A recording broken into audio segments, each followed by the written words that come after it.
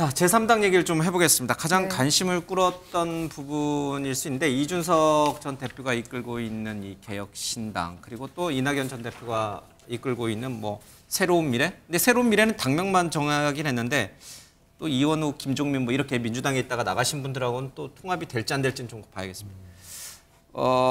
좀 논쟁적인 이슈로 좀 질문드리겠습니다. 지금 조국 전 교수가 장관이 그런 얘기를 했어요.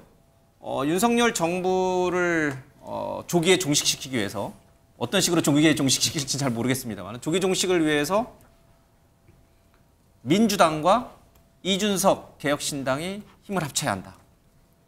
이준석 대표가 어제 바로 이 MBN과의 전화 인터뷰에서 단칼에 거절했잖아요.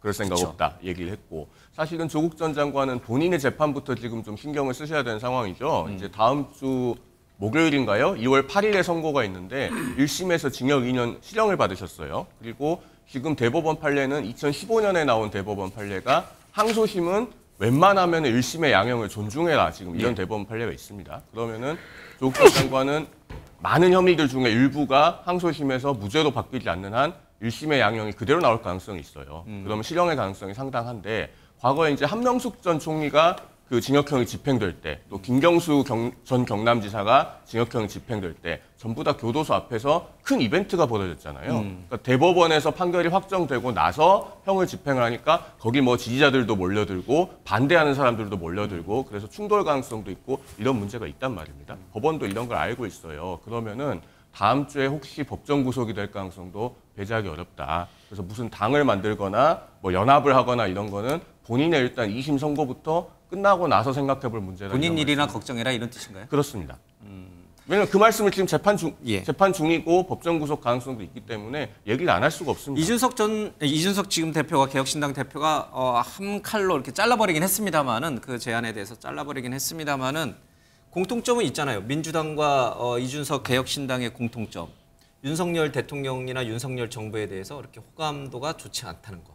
그걸로 이렇게 진짜 이질적인 두 정치체가 합쳐질 수 있어요? 연대할 수 있어요? 어떻게 보면 지금 이제 제3지대에서의 빅텐트가 정치적 명분은 반 윤석열, 반 이재명. 예. 이 소위 말해서 거대 지금 양당의 상징적인 두 분에 대한 반대 논리를 갖고 뭉친다는 부분인데 그 현실적으로는 타협점이 있습니다만 그러나 정치적 명분으로 봤을 때는 그래갖고 어떻게 같은 당을 한다고? 말도 안 되는 얘기인가요? 그런 이야기들이 있는 거거든요. 예. 바로 그 때문에 사실 양당이 지금 현재 진통을 겪는 것 중에 하나도 소위 말하는 정체성을 어떻게 잡을 것이냐의 부분이 거기서 지금 막닥들어 있는 것이죠. 그렇기 때문에 지금 아마 이준석 지금 개혁신당의 대표 입장에서는 사실은 본인은 그렇게 급할 것 없다고 생각하는 것 같아요. 본인은 좀 더 아무래도 구성원 자체가 지금 아주 젊은 사람들이고 다들 원하고 하니까 좀 아마 롱텀 멀리 내다보면서 지금 아마 당을 운영해가는 생각이 조금 더 강한 것 같아요. 그러다 보니까 지금 사실 조그만 쪽은 원칙과 상식과 이낙연